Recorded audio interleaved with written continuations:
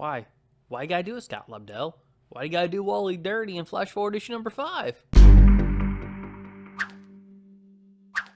Written by Scott Lobdell, with pencils by Brett Booth, inks by Norm Rapmund, colors by Luis Guerrero, and letters by ALW's Troy Pateri.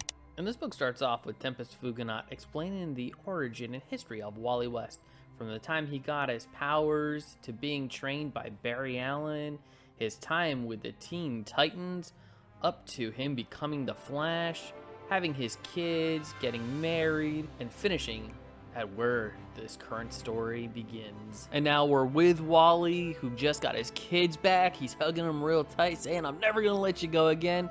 That is until the dark multiversal matter comes out and attacks them. All three of them are now suited up, and Wally is racing off with his kids in an attempt to keep them safe.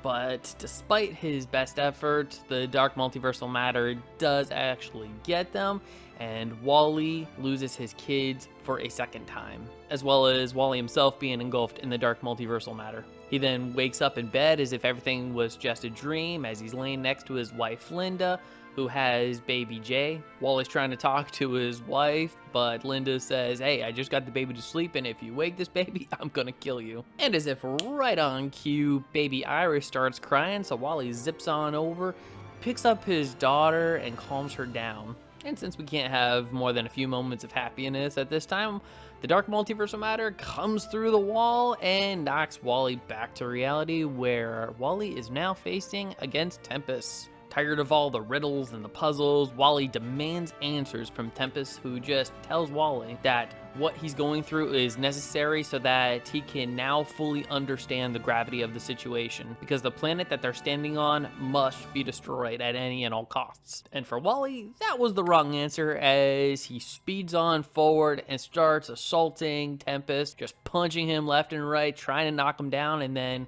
he takes the staff that Tempest gave him and starts running around the world really fast, trying to destroy all of the dark multiversal matter. He is then stopped by an unseen force and ends up in front of the Mobius chair. And out of curiosity, Wally goes ahead and puts one finger on the chair, getting a barrage of flashes and images of himself, his kids, his life, until he's just basked in a white light and becomes, as he says, unmoored, which is connected to nothing and everything all at once. And just like that, Wally is disconnected from the chair, where he's now standing once again in front of Tempest, where Tempest tells him, "Let's be thankful the chair didn't ask you to sit in it this time," because all of the flashes and images were too much even for Wally, because as we know, there's only one person who can sit in that Mobius chair without having their brain completely fried. But then Tempest then tells Wally that everything he needs to know is already in his head, and that he chose to ignore it, but at last he can admit the truth to himself. It's then that Wally comes to the realization that the planet that they're standing on was actually created from his greatest fear, which was losing his children. Wally then drops to his knees and says that the price that Tempest is asking for is too great.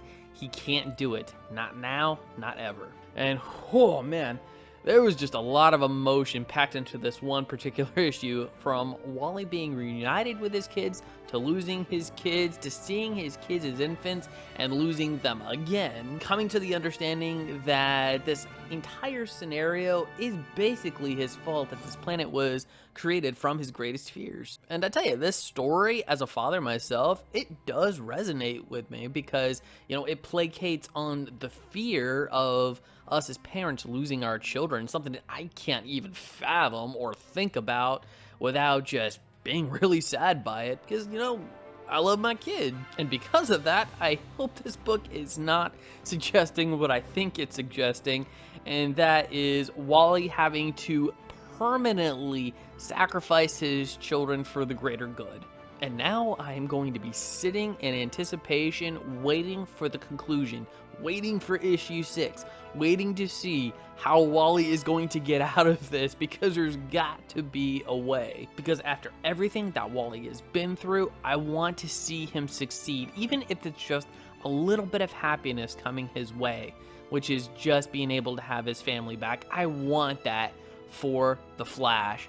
That's right, this is the Flash. This is my Flash. I want my Flash to be happy. Give him some happiness, please. And I'm going to say that Flash Forward issue number 5 gets the epic gold medal. So Flash Forward issue number 5, what did you think of this book? I would love to hear your thoughts. Please leave a comment in the comment section below. And if you want more Flash Forward videos, don't forget to check out the playlist right up here. Or is it here? I always get these two crossed. And if you like this video, I'd love it if you'd smash that like button, share it with some friends, subscribe if you're not subscribed already, and ring that notification bell for more comic book content.